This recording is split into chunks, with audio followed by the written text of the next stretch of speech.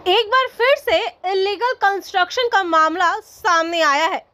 घटना south Dumdum municipality के ward number 2 के अंतर्गत 14/1 मुकुंद दास रोड की है।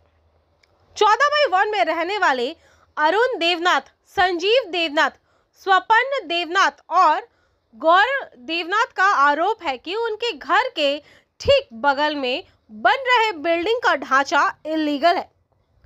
चारों भाइयों ने इसके बारे में जानकारी देते हुए बताया है कि शुरुआती हिस्से में प्रमोटर ने लीगल प्रोसेस को फॉलो कर बिल्डिंग का निचला हिस्सा बनाया, लेकिन जैसे जैसे बिल्डिंग ऊपर की ओर बढ़ रहा है, ठीक वैसे वैसे बिल्डिंग का लीगल प्रोसेस शून्य होते जा रहा है। यानी कि दो घर के बीच की दूरी मानो तो खत्म सी होती जा रही है और इसके वजह से उन चार भाइयों के परिवार को काफ़ी मुश्किलों का सामना करना पड़ रहा है। इसके बारे में उन परिवार ने थाना के साथ साथ स्थानीय पार्षद को भी पूरी बात बताई है। दोनों की तरफ से कहा गया है एवं इन चार भाइयों के परिवार को आश्वासन दिया गया है कि वे लोग इस पे लीगल एक्शन लेंगे। बावजूद इसके प्रमोटर पीछे नहीं हट रहा है। चार भाइयों ने ये भी कहा है कि प्रमोटर ने अन्य जगहों पर भी इलीगल ऐसे कई सारे कार्य किए हैं।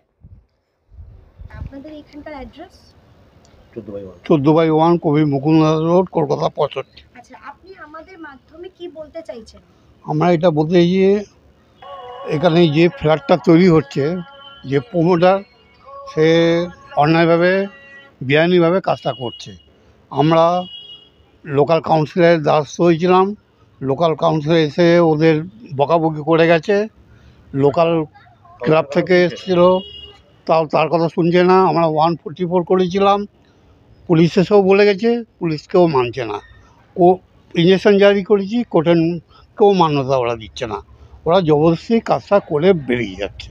আপনার ঠিক বাড়ির একদম পাশে যে বিল্ডিং উঠছে তার উদ্দেশ্যে তো আপনি এটা বলছেন? হ্যাঁ, আমি তার উদ্দেশ্যেই বলছি। আচ্ছা, ইনজেকশন জারি করার পরে আপনি তাদেরকে কাছে কাগজপত্র নিয়ে গেছিলেন? হ্যাঁ, তাদের কাছে আমাদের উকিলও গেছিলো এবং আমরা জানিয়েছিলাম, থানাও গেছিলাম। থানা থেকে ওদের বলে দিয়েছে যে কোর্টেরকে মান্যতা দিয়ে কাজকর্ম করতে। ওরা সেটা করেনি। আমাদের থানাও যথেষ্ট হেল্প করেছে, কাউন্সিলরও আমাদের হেল্প করেছে, কিন্তু এই জবরদস্তি কাজটা করে যাচ্ছে। প্রমোটার হচ্ছে মদন দাস আর লালটু ঘোষ, ভালো নাম মৃত্যুঞ্জয় ঘোষ। এইভাবে এরা জবরদস্তি কাজ করছে, এরা কাউকে মানছে না। হ্যাঁ, আমরা চাইছি সুস্থভাবে ভালো জিনিস হোক, ভালো হোক, কারণ আমরা যেভাবে এরা বিল্ডিং করছে আমাদের বাড়ি যে কোনো সময় চাপা পড়ে যাবে, সমস্যা পড়ে যাবে। আমরা খুব ভয়ের মধ্যে বাস করছি। আপনাদের এই বাড়িতে আপনারা কি এটা শরিকে বাড়ি না জয়েন্ট ফ্যামিলি? Joint family. আচ্ছা, কজন ভাই আপনারা এখানে? আমরা 7 ভাই 1 বোন। অ্যাকচুয়ালি আমরা 7 ভাই একই বাড়িতে রয়েছে? না, আমরা 5 ভাই এক বাড়িতে থাকি। আচ্ছা, আপনাদের কি সমস্যা হচ্ছে? আর আপনাদের যে পাশেই একদম যে আপনি বলছেন যে কনস্ট্রাকশনটা উঠেছে, প্রমোটারের কাছে আপনারা অনেকবার পড়েছি, একতলা আরম্ভ করতে কোনো শুরু হয়নি। তাহলে আপনারা এখন কি চাইছেন? আমরা চাইছি আনলিগালি ভাবে যে কাজটা করছে, 5-7 তলা বিল্ডিং যেটা করেছে আনলিগালি করছে, আজকে যদি কোনো রকম বিপদ ঘটে আমরা তো চাপা পড়ে মারা যাব। ওকে একতলা আরম্ভ থেকে বারণ করছি, ভাই এটা করিস না, এটা করিস না। ও বললো এইটা করা হয়েছে, তোরা যদি কোনো ফাইট করতে পারিস ফাইট করতে পারিস, যার খুশি যার কাছে যেতে পারিস, আমাদের কোনো আপত্তি নেই। এটা প্রমোটার মদন বলেছে। প্রমোটার মদন বলছে, আমি নিজেও রিকোয়েস্ট করছি, একতলা আরম্ভ থেকে বলেছি যে তুই এটা করিস না, এটা আনলিগালি কাজ করছিস, বুক ফুলিয়ে কাজ কর, আনলিগালি কাজ করিস না। আনলিগালি কাজ করে অভ্যাস হয়ে গেছে প্রমোটারদের। ও ভাবছে আমিও প্রমোটারদের আমি আনলিগালি কাজ করবো, প্রচুর পয়সা, তো কম পয়সা কিনেছে, এখন এমন সমস্যা ফেলেছে আমাদের বাড়ি ঘা ঘেসে করেছে। ও তো বিক্রি করতে চলে যাবে। আজ পর্যন্ত যদি আজকে বাড়ির তলায় যদি কোনো আগুন টাগুন যদি লেগে যায়, প্রচুর মানুষ মারা গেলে ওর তো কোনো আসে যায় না, প্রশাসনের দায়ী পড়ে যাবে লাস্টে। ও তো মানছেই না কোনো কারণে। এরম যদি প্রমোটার থাকে, যদি এরম যদি সাপোর্ট কেউ সবাই যদি করতে থাকে ভেতর দিয়ে, তাহলে এরকম প্রমোটাররা এরকম দুর্নীতি কাজ করে যাবে, মানুষের অবস্থা খারাপ হবে। হ্যাঁ, প্রমোটার রাজ্যই তো চলছে। এতবার বারণ করার শুনছে না, বলছে ফাইট করলে ফাইট করে নিতে পারিস। ওপেন বলেছে ফাইট করলে ফাইট কর। লাস্টে আমরা কোর্টে গেলাম, বাধ্যতা কোর্টের কাছে গেলাম। কোর্ট লাস্টে ইঞ্জেকশন জারি করেছে, তারপরে এখন কোর্টকেও মানছে না। আমি জানি না ওরা কোথা দিয়ে কী করছে। হ্যাঁ হ্যাঁ হ্যাঁ, কোর্ট থেকে এদের কাছে চিঠি গেছে, সেই চিঠি ওরা রিসিভও করেছে, কিন্তু কোর্টকে ওরা মান্য দিচ্ছে না। যে বিল্ডিং এর চিঠি উদ্দেশ্যে যায় সেই বিল্ডিং এর গায়ে কিন্তু কোর্টের একটা লেভেল থাকে, কিন্তু কোর্টের ফার্স্ট ওদের চিঠি দেওয়া আছে, এখন লেভেলটা আসেনি কেন সেটা আমরা জানি না, কিন্তু আমরা চেষ্টা করছি যাতে স্ট্রিক্ট আপ যাতে পড়ে। এই দাদার সাথে আমরা কথা বললাম, আপনি আরেক ভাই। হ্যাঁ, আমার ছোট ভাই। উনি আমাদের কাছে জানালেন যে প্রমোটার রাজ্য চলছে 2 নম্বর ওয়ার্ডে, কাউন্সিলর অনেক হেল্প করেছেন, থানা অনেক হেল্প করেছে, তার সত্ত্বেও প্রমোটার কাজ করে বেরিয়েছে, কথা শুনছেন না। হ্যাঁ, এখানে কি আপনারা যে বলছেন ইনলিগ্যাল কনস্ট্রাকশন, তার প্রমাণ কি আপনাদের কাছে আছে? হ্যাঁ, প্রমাণ সামনাসামনি আছে, সামনাসামনি দেখতেই পাচ্ছেন না কি প্রমাণ রয়েছে। আমরা ক্যামেরাতে তুলে নিয়ে যান ছবিগুলো। G+6-এ G+5-এ কটা ছাড়তে হয় সেই নিয়মগুলো সবাই জানে আজকাল বাজারে, ঠিক আছে, কিন্তু সেটা ছাড়টা ওরা ছাড়িনি। এখন যে কোনো একটা বাচ্চা ছেলে এই ছাড় থেকে ছাড়ে চলে যেতে পারে। এবার এটা কমার্শিয়াল ব্যবসা করছে, কমার্শিয়াল ব্যবসা করতে গেলে অনেক কিছু নিয়মকানুন নিয়ে মেনে চলতে। এখন তো আমরা বিপদের মধ্যে পড়ে আছি, পরবর্তীকালে ফ্ল্যাটটা যখন চালু হয়ে যাবে তখন আমরা কি করব, আমরা এটা আতঙ্কের মধ্যে ভুগছি।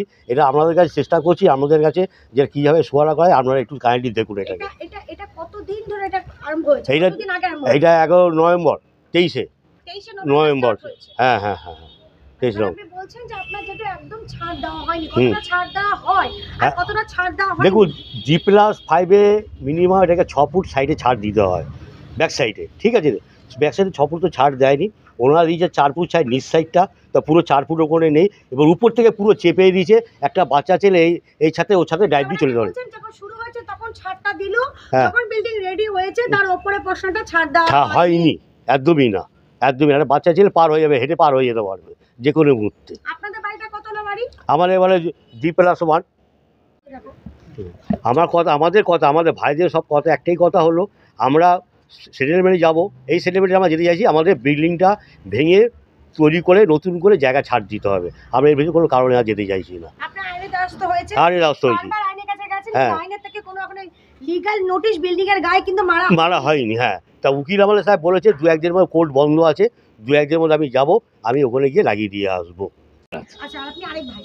আমি সেজে ভাই। এই যে আমরা কথাগুলো শুনলাম, এই দোতলা আপনাদের বাড়ি, ঠিক দোতলা সংলগ্ন আমরা ঘর দেখতে পাচ্ছি যেখানে বসবাস করছেন অনেকে। তিনি বলছেন যে আমি রান্না করতে পারছি না, রান্নাঘরের মধ্যে রাবিশ পড়ছে। যখন বিল্ডিংটা রেডি হয়েছিল তখন কি এখানে নেট ব্যবহার করা হয়নি? না, তখন কিছু করা হয়নি, তখন পুরো নেকেট ছিল। নেট ব্যবহার ছাড়াই বিল্ডিং? না, নেট ছাড়াই বিল্ডিং করা হয়েছে। অনেক কিছু করেছি, এমনকি আমাদের অ্যাডভেস্টার ভেঙে গেছে, আমাদের অ্যাডভেস্টার ভেঙেছে, এবং বাথরুম বা টয়লেটে যে পাইপগুলো আছে প্লাস্টিকগুলো ওটা আবার লাগিয়ে দিয়েছে, কিন্তু ক্ষতি হয়েছে, ক্ষতি আমাদের হয়েছে। কিন্তু এরকমভাবে করলে মানে আপনারা আমাদের কাছে কি বলতে চাইছেন আর কি চাইছেন? আমরা চাইছি দাদা ভাইরা যা বলেছে আমার তো একই কথা, সঠিকভাবে কাজটা হোক, সেটাই আমি চাইছি।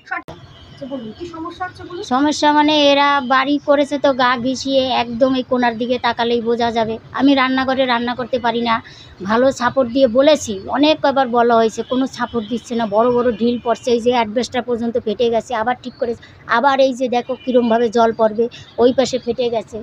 তারপরে ঘরে ধাম ধুম করে ইট বালি সিমেন্ট সব পড়ছে। এই রান্না দেখেছো, রান্নাঘরের ফাঁকাটা আমি বন্ধ করে, জানলা বন্ধ করেও রান্না করতে পারি না। যখন জলটা দেয় না, কালকে এসে দেখি কি প্লাস্টিক বালি সিমেন্ট রান্নাঘরের গ্যাসের উপরে, আমি এসে পরিষ্কার করলাম। তারপরে হ্যাঁ জানানো হয়েছে। এই পাশে এই যে দেখা জালনা ঠালনা দেখেছো কিরম সিমেন্ট বালি পরিষ্কার করছি, তাও ভালো করে একটা প্লাস্টিক দিয়ে নে যাতে জল ঠল না আসে, কোনো কিছু সাপোর্ট দিচ্ছে না। ওই উপর থেকে কালকেও সেই কাঠ কাটছে, সেই ধুলো বালি সমস্ত কিছু সাপোর্ট ছাড়া কাজ করলো। তা আমরা তো রান্না বান্না করবো, খাবো, আমাকে তো ঘর দুয়ার সেরকম ভালো না, আমরা কত সাপোর্ট নিয়ে ঘরে থাকবো, এইটুকু তো খানি ঘর।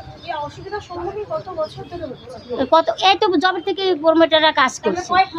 হ্যাঁ, তার আগে হ্যাঁ জানানো হচ্ছে যে কালকেও তো বর্দি আমি মিলে চিল্লামিল্লি করলাম যে আমরা বর্দি তরকারি গরম করছিল, সেই কাঠে কাজ করছিল না, সেই ছাপড় ছাড়া। তখন তো প্রমোটার একদম সামনেই ছিল, তাকে পর্যন্ত আমরা দুই যা মিলে বললাম, ও কোনো কথাই বললো না, পাত্তাই দেয় না। এসে এ কথাও বলা হয়েছে তুমি এসে দেখে যাও কি পরিস্থিতিতে আমরা আছি। না, এই যে পরিস্থিতি।